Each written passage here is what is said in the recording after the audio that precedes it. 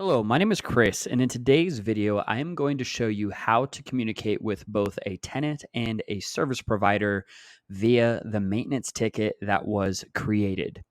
The first thing you're going to want to do is go up to your settings gear wheel icon and scroll down to the section titled Request Settings and make sure that you have opted to automatically create a new message channel every time a new maintenance ticket is created, where it is shared with a tenant and a service provider.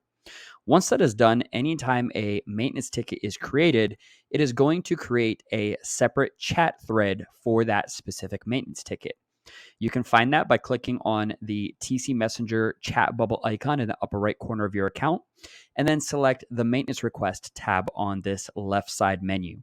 From here, you can see all of the maintenance tickets that you have created recently, where you have communications with either the tenant and or the service provider on that maintenance ticket.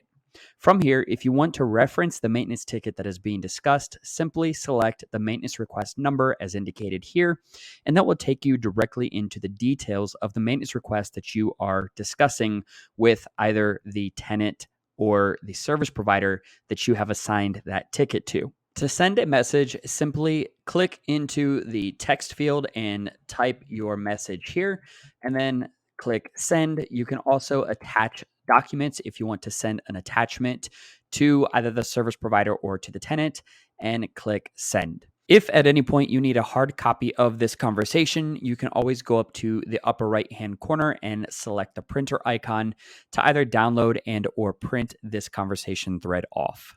And that is how easy it is to communicate with your tenant and or service provider via a maintenance ticket. You can get started with your free trial by going to TenantCloud.com and click sign up today.